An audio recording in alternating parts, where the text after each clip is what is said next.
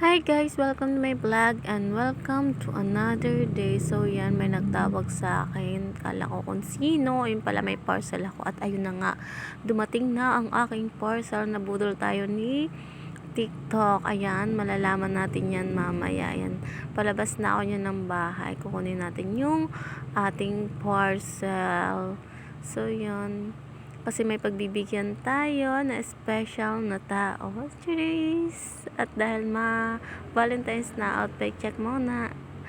At dahil Valentine's na. So yun nga, natutunan ko na hindi naman porket ikaw ay babae is palaging ikaw na lang yung pagbibigyan. So di ba tayo, ang gusto-gusto natin bilang isang babae na lagi tayong binibigyan, lahat ng gusto tayo, sinasurprise tayo, ganun. Pero hindi naman porket babae tayo is palagi na lang tayo. So dapat bibigyan din natin yung ating ka-relationship. Hindi porket dahil lalaki sila is okay na sa kanila na loyal ka, na wala ka ng any effort. So bilang isang babae, dapat maging effort ka din, dapat magbibigay ka din.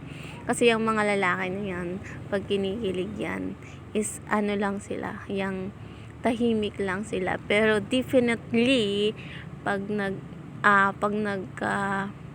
appreciate nila yung mga ginagawa nyo, yung mga pa-surprise na sa kanila, is hindi nila nalilimutan yun. It's super duper kinikilig sila nun. Hindi sa atin tulad ng mga babae na kapag binigyan tayo is pinapakita nila. Yung mga lalaki kasi naka-hide. So yun na nga, ang bilis ng video. Ayan, nakuha ko na yung parcel ko, tapos ayan, binubuksan ko na yan. Sa totoo lang, ang tagal ko niyang buksan na yan. Inano ko lang siya. Ayan, naka faster na yan ang video. Tapos ayan, open ko na siya. Excited talaga ako. Super duper kasi ang ganda ng mga feedback niya sa TikTok. Kaya ayan, napa-order tuloy ako. Tapos ayan talaga, hindi ko talaga alam na kung paano siya buksan. Akala ko ino-open talaga siya.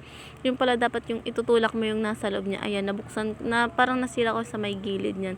So yan, tadan. Tapos ayan, nabuksan ko na siya. Doon ko na realize na tinutulak pala siya.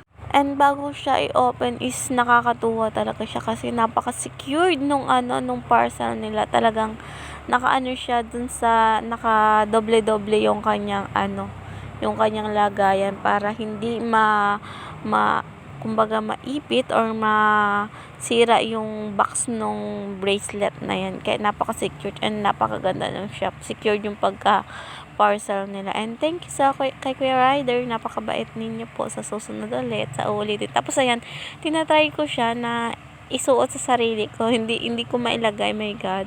So yan, ang cute kasi niya, pang talaga siya. Lalo na sa mga moreno, bagay yan. Na moreno ang kulay, bagay sa kanila yan. Tapos ayan, hindi ko talaga mailagay. Pinipilit kong ilagay sa sa kamay ko.